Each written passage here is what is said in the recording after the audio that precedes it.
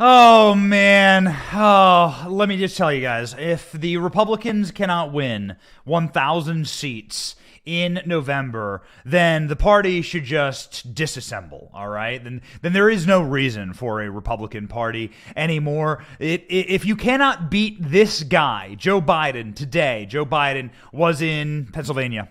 Martz Center, Wilkes University in Wilkes-Barre, Pennsylvania. Am I saying that right? Is anyone from Pennsylvania? Let me know in the comment section. Wilkes-Barre, Pennsylvania.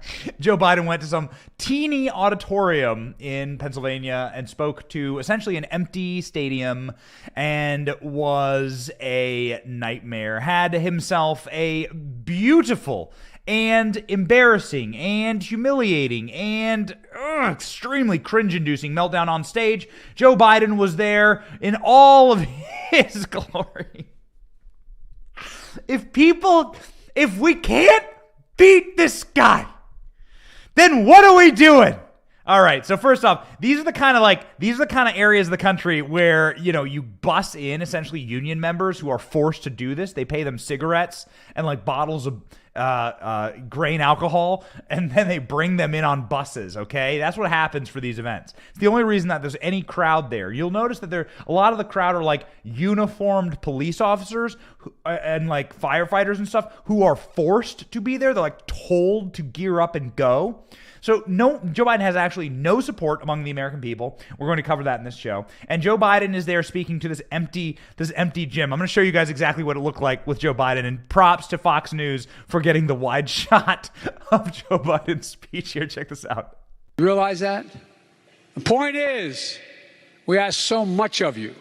So much of you. I've not met a cop who likes a bad cop. There's bad in everything. There's lousy senators, there's lousy presidents, there's lousy doctors, there's lousy lawyers. No, I'm serious. I'm serious. They're just lousy. And speaking of lousy, I got louse. I got an itch in the back of the head. I got the lice. I got a lousy lice. This is just like such a embarrassment. Please, Republicans, if you can't beat this guy, then retire. How is this? How is it even close? Well, I think that the polls are fake. I mean, that's what I personally believe. But here we go. Joe Biden being just extremely creepy with children. He has this tendency to do this. By the way, Joe Biden just got off stage like a second ago. We've been clipping it live, and we're like, let's just go live and show the sweet people exactly what a disaster the president. And no one else will show you this kind of stuff. No one else will do these kind of breakdowns. Watch creepy Biden with a baby. Well, thank you very much. Thank you. How are you, baby? How old are you? How old are you? Almost double figures.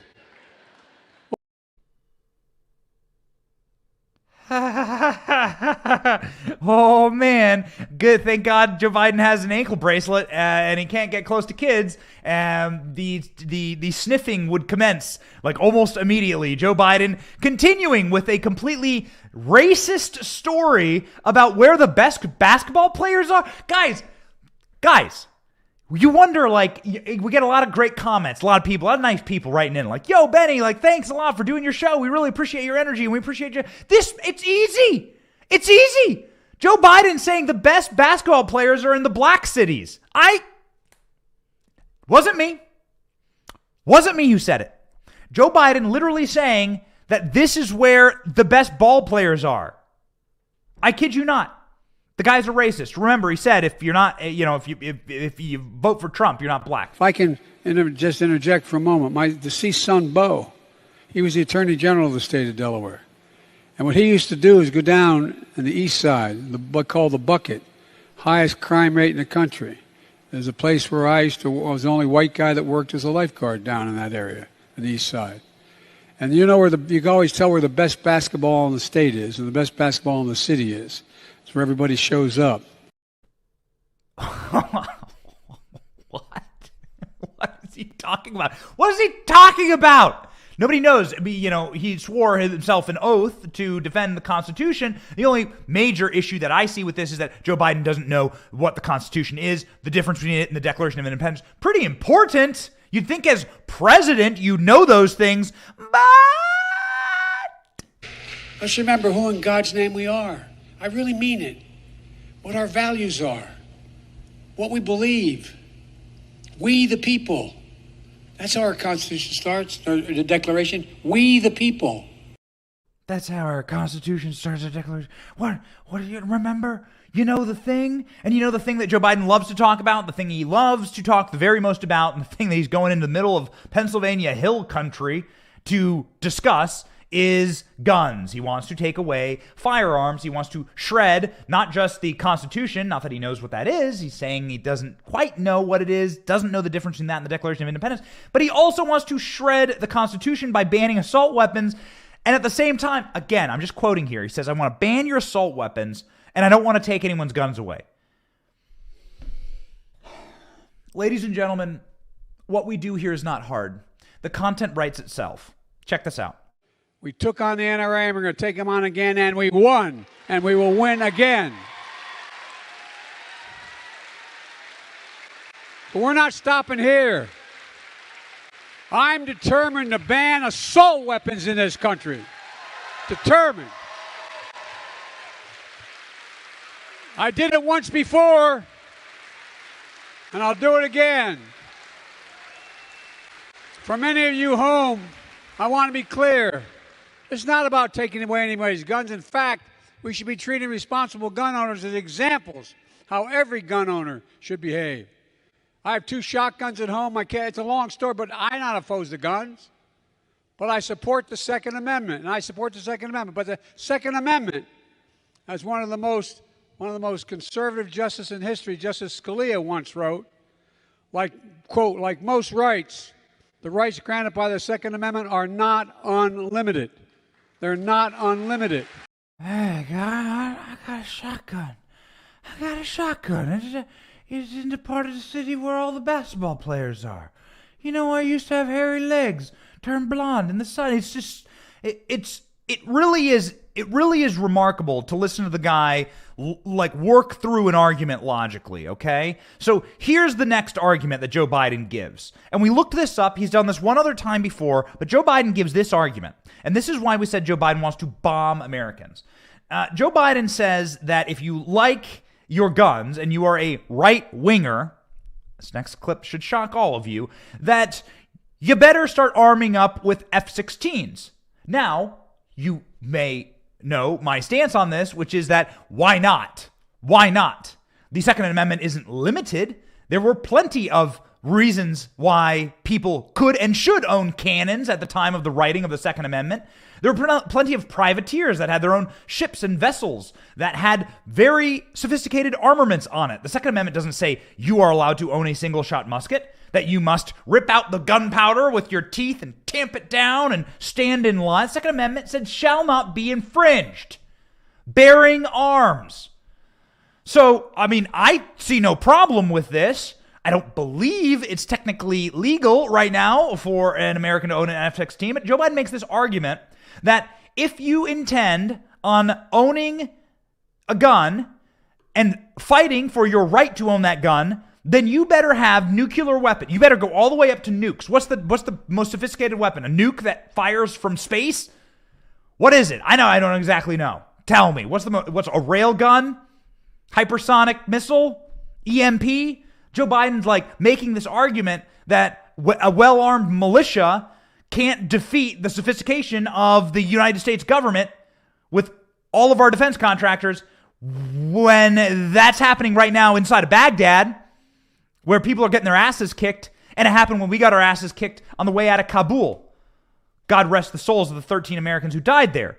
Joe Biden's saying, hey, if you don't got an F-6, if you want to keep the Second Amendment, you're going to need F-15s and F-16s. Check it out. And for those brave right-wing Americans who say it's all about keeping America's independent and safe, if you want to fight against the country, you need an F-15.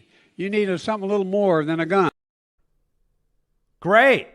Fantastic. So Joe Biden saying, hey, listen, I'm just, if you want to fight against me, if you don't like what I have to say, it's like, this is dictator thinking, right? This is Stalinist thinking. If you want to fight against me, you better have as big a guns as the military, because I'm going to turn the military on the American people. The dumbest thing Joe Biden says with regularity is that deer and bears don't wear vests. Yes, this is a line that Joe Biden continues to use, that deer and bears do not wear Kevlar vests. This was the kicker line. This was supposed to get all the laughs. If the bombing of Americans with sophisticated military equipment, because we're practicing our constitutional right, didn't have the crowd howling, well, then definitely the using of Kevlar vests on deer and bear will send them to the sky, to the moon, Janice. And by the way, my dad used to love to hunt in the Poconos when we lived in Scranton. How many deer or bear wearing Kevlar vests? Huh? Not a joke. Ha ha ha. Not a joke. Not a joke. This hilarious thing not a joke though. Not a joke. This reminds me, and we will say this with an enormous amount of appreciation for a guy named Dana Carvey, who's done some of the best impersonations of presidents in the past, a Saturday Night Live legend, a comedic legend. Dana Carvey did this spot on. He's got the cojones, he's got the balls to do a spot on impersonation of Joe Biden, make fun of Joe Biden using that exact line. Not a joke, man. Not a joke. Saying things that aren't a joke, we all know it's not a joke. We know you're trying to make some type of stupid point, but this is what Joe Biden says. This is how he sounds. This is why he's so easily pantomimed. Watch Dana Carvey. But Biden came out as a really sleepy, sweet grandpa, and he's always repeating this story, Yeah, I went to Scranton. I grew up in Scranton, Pennsylvania. My dad lost his job. No joke. I'm not kidding around here. No human being in the world thinks that's a joke. Nobody. Is anybody that lost his job? And then, my dad didn't even do the number thing. Number one, the one part. Number two, what the guy said. Number three, you know the drill. Come on. No, we don't. Now what he does is he kind of whispers and then he yells. If you know, I think it's a wonderful move. Don't you love it when he's like, we know how to get natural gas. Because we can get it. We know how to get it. That's what we do. We take the people that run the public, the Pirates of the Caribbean.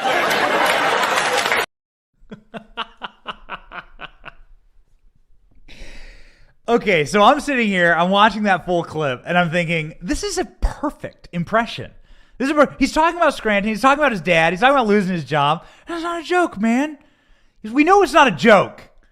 Joe Biden is himself a joke. This is why Joe Biden was heckled, actually, in his last speech in Baltimore, Maryland. His last speech had a heckler come up and yell at Joe Biden in the middle of the speech, say a couple of naughty names, a couple of naughty words about Joe Biden, interrupted the speech. We thought it was great. Dude had some real brass ones on him. It takes a lot to confront our elected officials who are corrupt to their faces. However, we encourage that to happen on this program, and it's why we're very excited. Joining the show for the first time, Drew Hernandez, fresh off his yelling directly in the face of Katie Hobbs, the gubernatorial candidate in Arizona.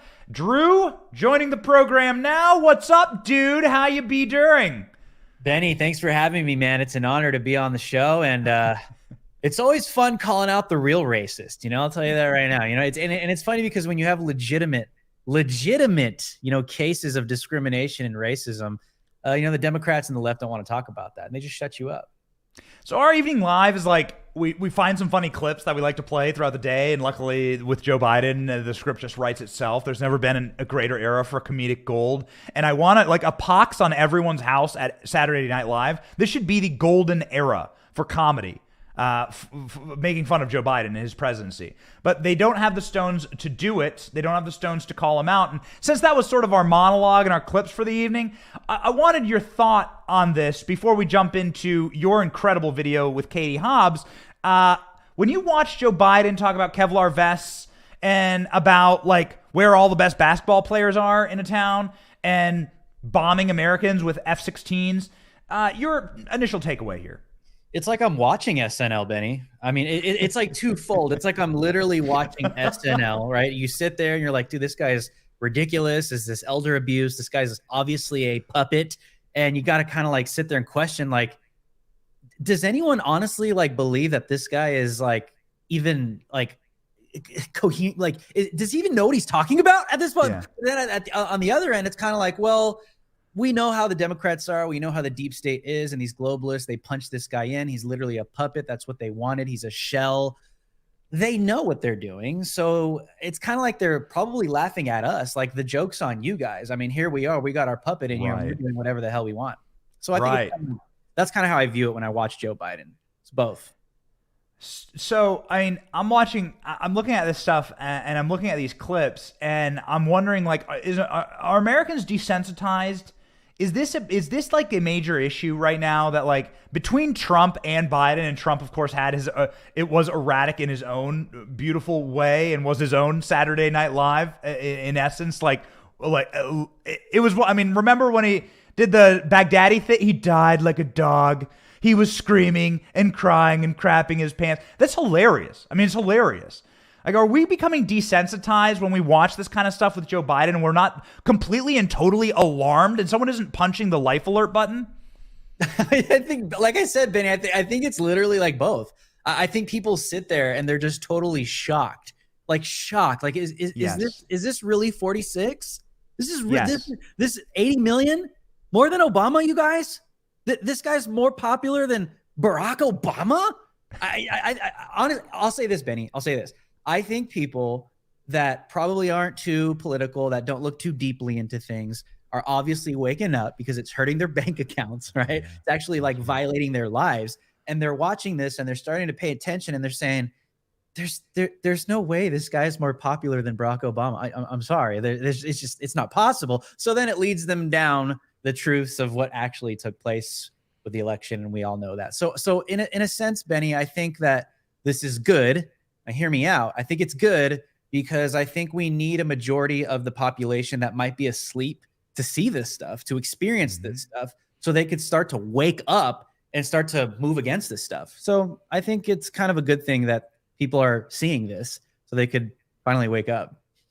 In your introduction, I failed to mention, of course, your Frontlines show with Real America's Voice and Turning Point USA, and it is a spectacular show. Please tune in and watch. Drew's show is just cutting edge. Something that Drew is talking about right now is waking people up. He does that on his show every single night, but he also wakes people up to their faces in calling out Katie Hobbs for being a legitimate court-determined racist. Can you explain the backstory here before we play your incredible clip? Well, the backstory with Katie Hobbs, obviously, for those that aren't like in the know that are watching, she's running for governor. She's the front runner for the Democrat Party against Kari Lake. Okay, so that's happening in Arizona in these midterms. She has legitimate, okay, these aren't accusations. She's admitted to this. 2015, she had a staffer when she was then the minority leader in the Senate, leader, I believe, in the Senate, where her staffer discovered, she was black, discovered that her white colleagues were all making more money than her. So this black woman decided to voice, like her concern, like, hey, I don't think this is fair, right? Voiced it to Katie Hobbs. She was the leader at that time.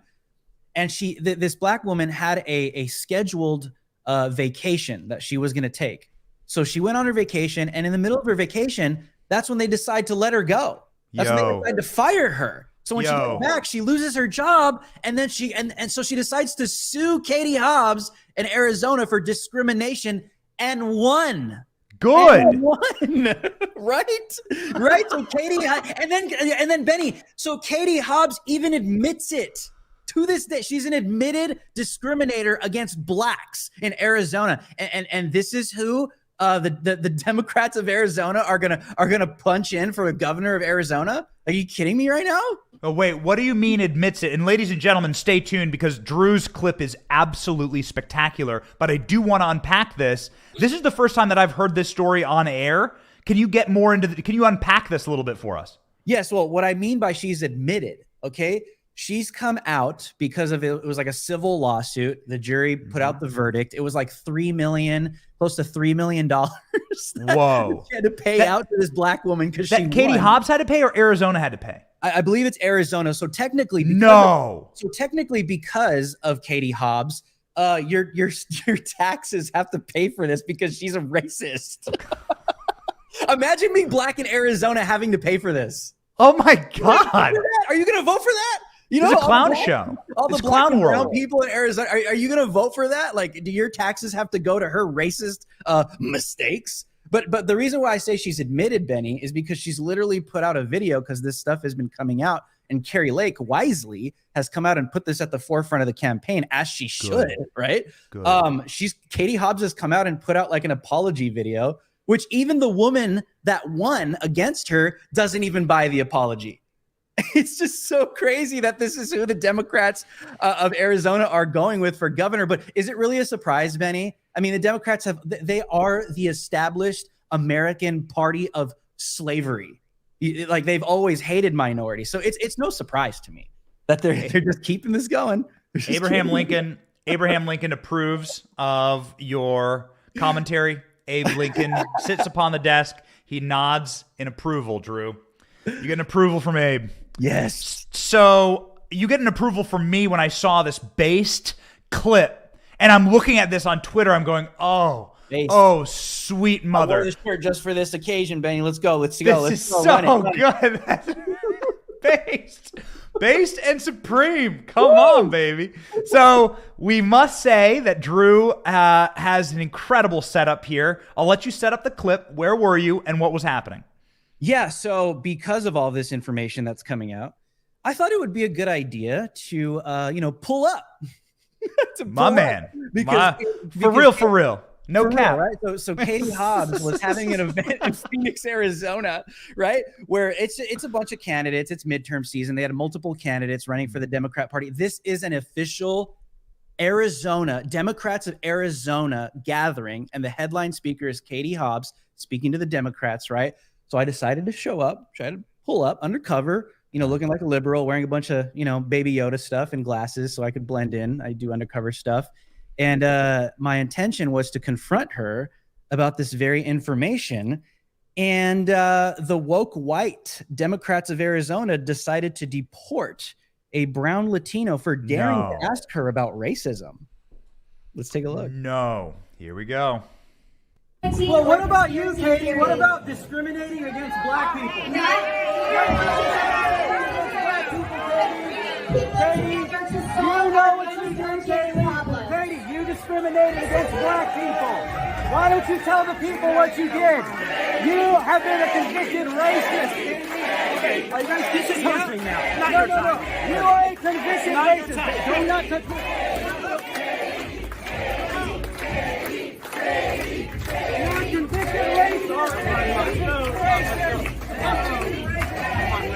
Democrats of Arizona kicking out a Latino?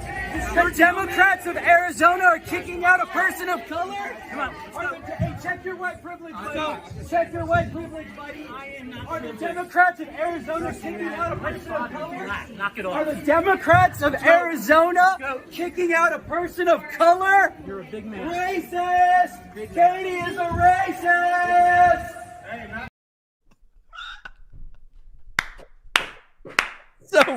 So much going on in there, dude.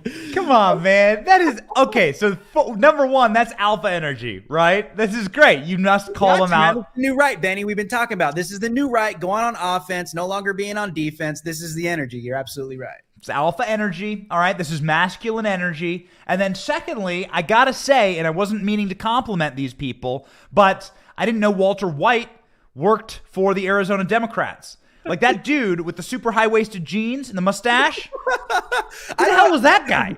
I don't know if it was you or if it was Jack that pointed that out. Sometimes I don't even notice these things until someone's like, hey, did you see that guy with his pants all the way up to his chin? The hell? I was like, no, I didn't. Then you look at the footage like, who are these people? You can't write this stuff any better. Like, seriously, they're like casted perfectly. So you were casted perfectly. You sat right there. It looks like she drew about as many people as Joe Biden drew today in the half-empty gym that was all cringy and gaspy with Joe Biden having a meltdown. Was there like any energy in the room? Like, were people really excited for the like angry librarian Katie Hobbs? No, it was just all cringe. It's the same stuff, you know what I mean? The mega Republicans thing, and you have some abolitionist candidates in there. It's funny because like I don't know if this is a thing just in Arizona right now, but it was like a Arizona Democrat event. So like when the abolitionist candidates would come out and get all like crazy and aggressive, you could see some of like the boomer Arizona Democrats in the crowd kind of like they don't realize like what they've opened up themselves to, you know, like they don't realize like who these people, like who these commies really are. Yes. These abolition, like they don't realize how extreme these people really are. And then you could see it on their faces sometimes, but that's a cult, Benny. You see the way that those people reacted to me. That is literally a cult. The hive mind just activates, right? Mm-hmm. The hive mind just activated. And they're like, Katie, I don't know why I'm saying Katie, but I'm saying Katie. It's like, I felt like I was in like a freaking Klan meeting. Mm-hmm. And like, it was revealed that there's a brown guy in here. We need to get him out. It's like the woke whites immediately mobilized and got me out of there because they can't have some brown guy in there talking about the racism of Katie Hobbs. These people are a joke, dude. It is such a joke. People don't care about racism or discrimination or defeating systemic racism in America because the moment you come out with a legitimate case, it's one thing, Benny, if I was like, you know how like they try and then they'll go after a right winger and it's like these accusations have zero weight. It's like white supremacist. They do the same thing, but you have legitimate. This is legit. This is solid. A solid case of discrimination against blacks, and this is who these people are going to go with, and they don't even want to hear it. They just drown it out. I don't know. I guess as like a minority, I'm just sitting here. I'm just like these people, bro, are just like. It's clown world. It's a clown world. It's clown world, and these people are clown world. That's all it is. It is pretty remarkable because if you had a Republican candidate that is a court-determined racist that cost the taxpayers $3 million, you'd think, a lot of people would be like, no, not for me. We're here on that. You know what I mean? It's like, where's the reparations, Katie Hobbs? Are you going to pay the reparations, Katie Hobbs, for the black people that you discriminated against? I mean, literally, Hobbs had to pay a staffer $2 million for discrimination. That's what had to come out because of that. But Benny, it's like these are the same people. Like we're going to defeat racism. Racism is so bad. It's everywhere. It's all over the place. All the black people are oppressed. The brown people are oppressed. And I'm like, you know what? I believe them, but it's not coming from the right. It's coming from the left. Because when I show up to a left-wing event and I bring up legitimate cases of racism against them, I get oppressed. I literally get oppressed. And it's like, you know what, Benny? I'm taking their narratives and I'm flipping the script. I'm shifting gears. And it's like this psyop I'm starting to run on the left, and I'm using what they do against them because this is what we need to do with the new right now. Yes. We need to take their tactics, preach, take what they're doing right now, and we need to start mobilizing against them. Because once you do that, once people begin to start rising and doing stuff like that, that's how they lose. And you want to know why, Benny? You want to know how I know this is true? Because someone on Twitter last night in the War Room chat, you know this, someone found out that since I did this, that the Google search engine spiked searching Katie Hobbs discrimination. I guess in Arizona. So this is what I'm saying is like, this is how you wake people up. Yes. How do we get people to realize and discover that Katie Hobbs is a Democrat, freaking racist, admitted racist discriminator against blacks? This is how you do it. This is how we win back the culture. You pierce the veil. This is something they can't stop. They can't stop Epstein didn't kill himself. When a guy has that sign in an NFL stadium, they don't know how to combat it. And it is an existential threat to the regime because the regime is about narrative control. And the narrative control is going to say that a known racist like Katie Hobbs is just going to get a complete pass until somebody like yourself just screams it to her face. And then look at the extreme antibody reaction. The white, metaphorically and literally, blood cells like surrounding you and pushing you out is a perfect example of this. listen, yo, by their own doctrine, they should be like, actually, this man is right. Yeah. And we agree with him. Racism is wrong. Katie Hobbs, leave the stage. Like that's what an intellectually consistent person is like, actually racist, get off the stage, right? They'll go after you. Well, that's why the local media won't touch it, because I don't think they know how to handle it. That's right. Because if the local left-wing media, right, if they come out and they pick up this story and they try and go after me somehow, which they do, Benny, we deal with this every single day. They can't even do that because they know it's going to cause people to discover, oh crap, Katie Hobbs she actually discriminated against a black woman. We can't have that coming out because we can't let anybody know that we're the racist. We have to keep the narrative, the regime narrative installed. We need the hive mind. We need the NPCs to stay programmed. That matrix can't be breached, because once it's breached, we start losing the minds of people. It's a cult, dude. These people are a cult. They want to control blacks. They want to control brown people. They want to control whites as well. I mean, we can't leave the woke whites out of this conversation, man. These people just are self-hating individuals that have been told that they're racist and they hate all black people. And maybe they do. I pull up and look what they do. You can't win though. You're not going to be able to win. You're not going to be able to pull people to your side by using that as a message, because you'll eventually start working, I think, so closely to the margins that you're really going to repulse a lot of people. You're seeing that all around the country. Mayra Flores winning in that 85% Hispanic district that's never voted for a Republican ever. I think that's a pretty devastating canary in the coal mine, that this ain't working. Absolutely. And with brown people, with white people, with all people. Exactly. But I mean, and it also doesn't help when you have Dr. Jill Biden calling, Hispanics and Latino tacos. That's a losing strategy. I think it's hilarious, but you know what I mean? Like people that are non-political are like, what the hell? And Trump's the racist. Yeah. I can't make the connection here. Right. So I think that's happening more and more and more. And I think it's great. And I just want to say, Katie Hobbs, stop running away. Stop running away from black people. Stop running away from brown people, okay? You are an admitted discriminator against black people. I'm going to use your tactics against you. You should resign now. Don't even dare to go run for governor of Arizona, because according to your doctrine, you should be canceled. You should be sent to the abyss, not because there's accusations of discrimination against you, because you actually have discriminated against black people. Arizona sees right through you. And I, for one, am not going to tolerate it. We need to spread this stuff everywhere. Screw these people, Benny. This is very Saul Alinsky, man. Like, you spend any time with James O'Keefe and it'd be like Rules for Radicals. Like, he's talking about this book, and Alinsky was, of course, a leftist, but Rules for Radicals isn't necessarily written just for a leftist. It's written for political chaos and to push these sort of uncomfortable boundaries. And the most effective tacticians of this is people like James O'Keefe.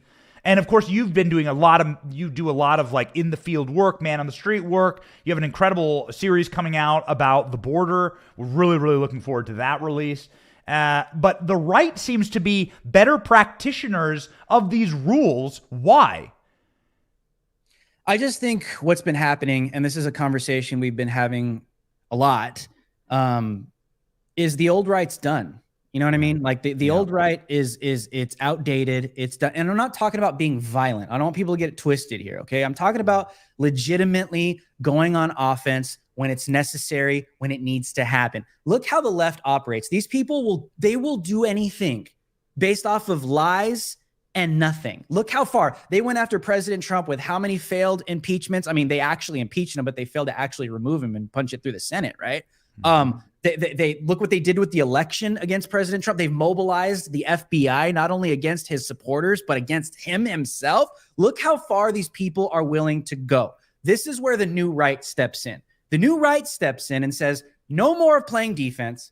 No more of that. We're not going to get violent, but we are going to go on offense when it's necessary, when there's lawful situations where we can go after these people, and we don't care anymore what these people think of us. Because I think a lot of people are like, well, if I do go down that route, they might call me a fascist. They're already calling you a fascist. I'm not saying be a fascist, but just none of these terms mean anything anymore. Oh, if I come out and criticize, a woke black person, I'm going to be called a racist or a white supremacist. I'm freaking brown and they call me a white supremacist. So none of that means anything anymore. The new right goes on offense. We're calling these people out. We're doing it in a lawful manner when we can, when it's necessary, and we're not afraid. No fear. That is at the forefront of the new right. No fear at all anymore. And this energy, I love it, man. I know TPUSA is behind it. I know you are, Charlie, Jack, the whole gang, everyone. This is where we need to be. And the old right is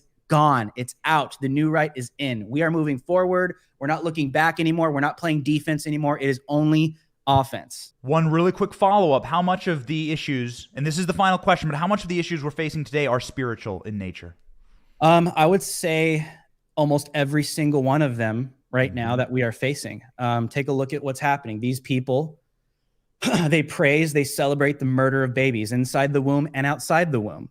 They're building altars to literally worship the botched baby parts. Okay, if that's not a spiritual issue, I don't know what is, Benny. Okay, they're advocating. Okay, they are grooming children. It's out in the open. They want to normalize it. They're going after the innocence of children. They want to mutilate the genitals of children. These are not political issues, you guys. This is good versus evil. There's no middle ground. There's no lukewarm people. There's no gray area. It's good versus evil. That is the line that is being drawn right now. And I think right now in 2022, these are just some of the serious issues that we're facing. And Benny, I feel like those serious issues are what are waking people up. And it's a good thing because people are going to see the evil for what it is and they're going to push back on it. Yes. We thank you for pushing, and we need more Drew Hernandez. Not technically saying like more woke whites. Drew Hernandez X, Benny, please get it right. Latin X, Drew Hernandez X. Thank you very much. Drew Hernandez. We need more, and we're inspired by your work. We love it when we can be on the program and highlight what you're doing, and we thank you, Drew. Where can people follow your work, and what can they expect next from you? Yes, everyone could follow me for now on Twitter at Drew H Live, Getter Drew H Live, and also Truth Social. You could watch Friday, 5 days. You could watch Frontlines 5 days a week, Monday through Friday.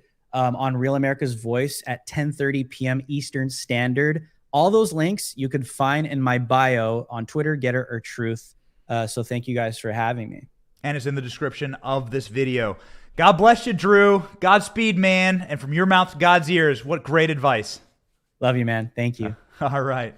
A true patriot, ladies and gentlemen, somebody who actually understands what it means to fight and to bring the fight to the culture wars. The culture wars are, of course, the wars that were abandoned by our forefathers, and it's why the country is in the state that it is right now.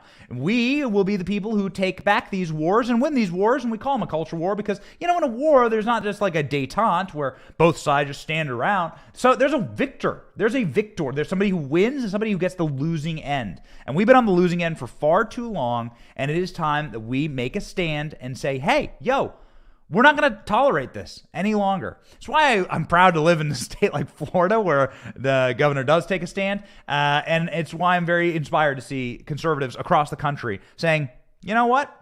That's it. We've had enough. We're going to say stop. Now is the time. Now is the time. There's a lot of people who are waking up and who understand what time it is. And we thank you for your time tonight. We thank you for watching. We deeply appreciate your viewership. If you support this program and support what we do, please like, share, and subscribe to our platforms. It is the greatest thing that you can do to help us out. We also launched our store this week, and we'd appreciate it if you poked through some of the fun items. We have the Thug Life line of shirts that we are very excited to debut inside of the store. Many, many more options to come. We are very, very excited about it. God bless all of you. This has been The Benny Show tonight. Drew Hernandez live. Check him out. We'll be back in the morning with The Benny Show, 11 a.m. Eastern Standard Time. See ya.